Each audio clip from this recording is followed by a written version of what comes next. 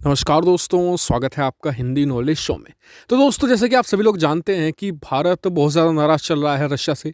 कारण है इसका कि रशिया बहुत सारी डिफेंस डील कर रहा है चाइना के साथ में, ऐसे समय में जब भारत और चीन के बीच युद्ध जैसी स्थिति बन रही है। ऐसे में कुछ खबरें निकल कर सामने आई थी कि पाकिस्तान को भी हथियार बेच सकता है, यानी कि भारत के दुश्मनों को हथियार बेचकर रूस प्रॉफिट कमा रहा था और भारत के इंटरेस्ट की बिल्कुल भी परवाह नहीं कर रहा था। ऐसे में भारत ने भी एक बड़ी कार्रवाई करी और रूस में अपने जो सालाना एक बहुत बड़ा वहाँ पर युद्धाभ्यास होता है जिसमें 20 देश शामिल होते हैं, उससे भारत ने पुल आउट कर लिया।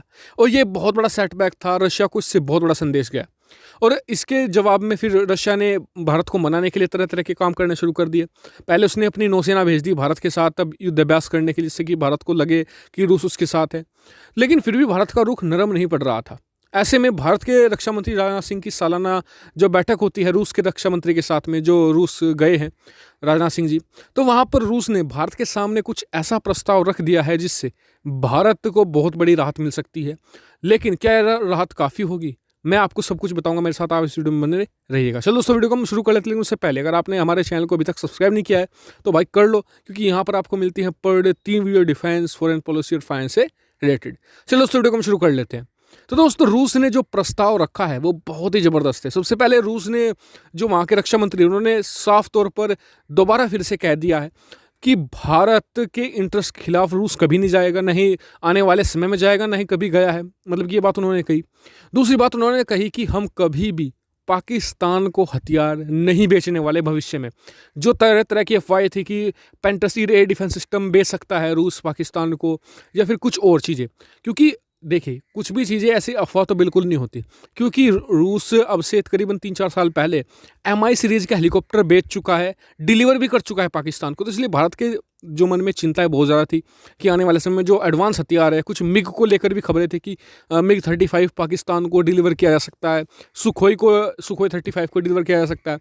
तो उन सभी अटकलों पर फिलहाल विराम लगा दिया है रूस ने साफ कह दिया कि भारत के इंटरेस्ट के खिलाफ जाकर वो पाकिस्तान को कभी भी हथियार नहीं बेचने वाला। ये बात के लिए बहुत बड़ी राहत की खबर है। लेकिन क्या इससे भारत पूरी तरीके से चिंता मुक्त हो सकता है? ये अपने आप में एक बड़ा सवाल है और इसका जवाब है नहीं, क्योंकि आजकल जो भारत की तैयारियां हैं वो चाइना को लेकर है। पाकिस्तान को लेकर भारत बिल्कुल भी चिंतित नहीं है।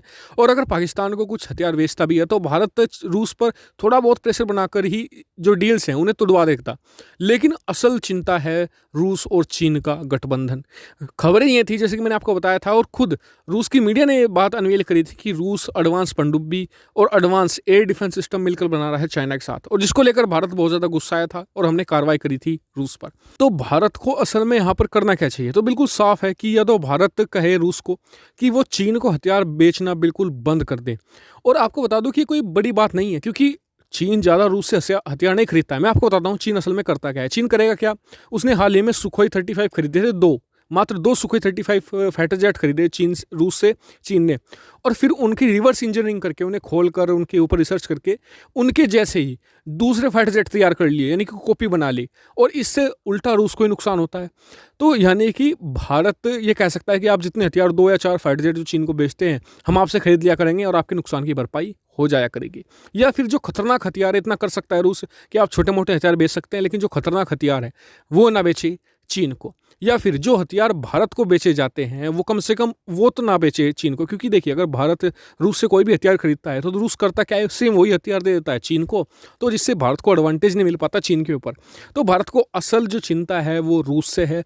पाकिस्तान भारत के लिए कोई बड़ा इशू नहीं है।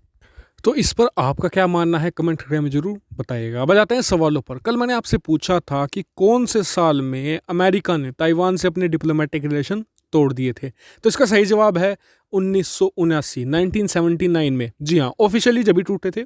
और कई लोगों ने इसके अलग अलग आंसर दिए हैं। बहुत से लोगों ने 1971 कहा। तो 1971 में शंघाई में इसको लेकर बातचीत शुरू हुई थी, वन चाइना पॉलिसी को लेकर, लेकिन 1979 में ये ऑफिशियल तौर पर टूट गए थे। अब आ जाते हैं आज के सवाल पर। और आज का सवाल जनरल नॉलेज से जुड़ा हुआ है। आपको बहुत ही आसान सवाल पूछ रहा हूँ मैं। पूरे अफ्रीकी कॉन्टिनेंट में, यानी कि अफ्रीका महाद्वीप में कितने देश हैं टोटल? कमेंट करके मुझे जरूर बताएगा। फिलहाल इस वीडियो में इतना ही। वीडियो देखने में धन्यवाद। Thank you for watching video.